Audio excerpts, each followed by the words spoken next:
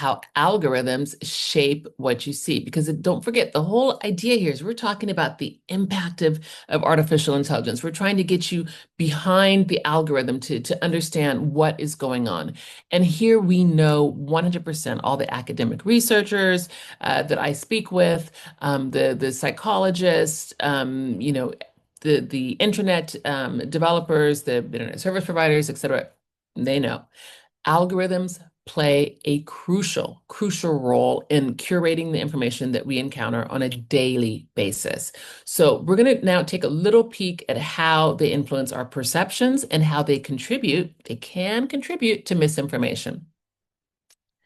So for example, some engagement-based curation. I gave you a bit of an example about that with the Westerns, right? So, I mean, that's what these platforms are doing. Please don't forget that so many of the times when you're using these tools, if it's free, you're the product, right? Because why would they just give you all these great things to use for free? So many platforms that are prioritizing the content that drives engagement. They want you to stay on. They want you to keep your eyes on the page.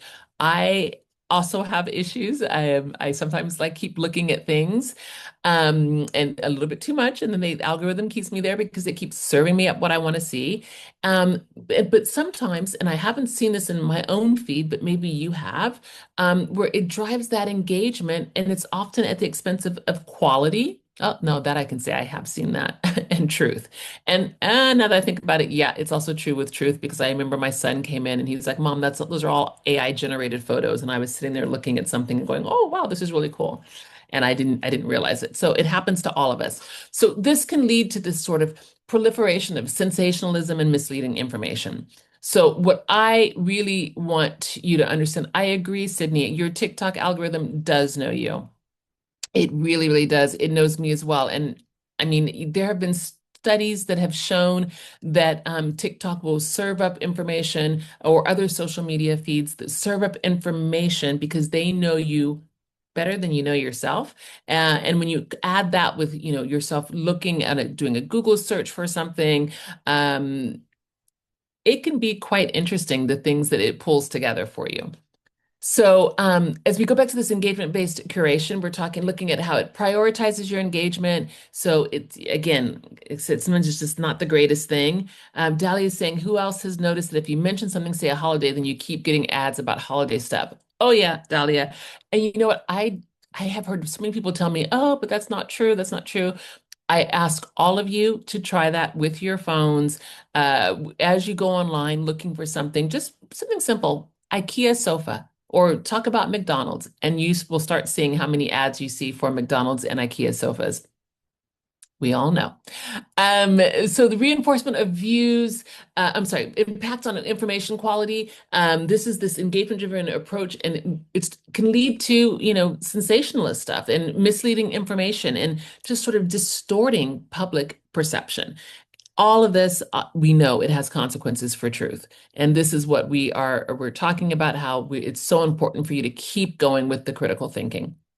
So personalization, the more that the algorithms personalize this content just for you, only for you, and for what you're thinking, right? Don't forget me with my purple sky. The sky is purple. So this personalization is going to create isolated information environment where I am only going to be exposed to other views that reinforce my own, that talk only about purple skies. That's it. Not anybody who's seen a blue sky or somebody who perhaps who saw a yellow sky.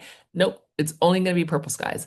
So obviously this can lead to isolation. This is a whole thing that we call isolated information environment, where you're in this sort of information bubble and you no longer have, you're no longer listening to other people. You're no longer listening to diverse viewpoints or ideas. And it can also, again, reinforce your own ideas, that same sort of content, the things that just align with your own beliefs, reinforcing your own existing opinions. So if I'm in there in a group and everybody's saying, yeah, purple, purple, purple, it's going to reinforce my idea that the sky is truly, truly purple. And so this impact on perspectives, of course, it can have isolation, and it can limit your critical thinking and the ability to even appreciate other people's opinions. And these are the things that are, we see this time and time again. Probably not so much with this audience, but I do see it with younger teens, with younger people that are just not always, engaging in critical thinking so quickly because it's just entertainment and they don't realize that they are falling into these types of bubbles or echo chambers. Ooh, so what's an echo chamber? So here, this in an echo chamber, again, you're only interacting with people just like you, right? Again, this is leading to reinforced beliefs and increase susceptibility to manipulation. So, what is an echo chamber? It is an environment where you're just there and it's like, hello, hello, hello. And you're just hearing, yourself, hello, hello, hello. Um, Reinforcement of beliefs, right? So you're continuously reinforcing the interactions with like-minded peers, and you're limiting exposure to diverse viewpoints. Again, the same sort of thing. And obviously, you can be more susceptible to manipulation because your critical thinking is a little bit lesser because you're not thinking so much. Davis said that he set up a new dummy account on a brand new device. Uh-oh, this sounds good. The content TikTok sent me changed from what started out as what felt like randomly selected, and within 2 hours is back to the content I was seeing on my real accounts. Wow. Yeah. So I just got rid of TikTok to have my life back. Oh, Dave, you know what? You're killing me because if my 18-year-old son were here, he's always after me because I go on TikTok every once in a while just to have a little diversion. I like looking at the magicians. I like watching the dancers.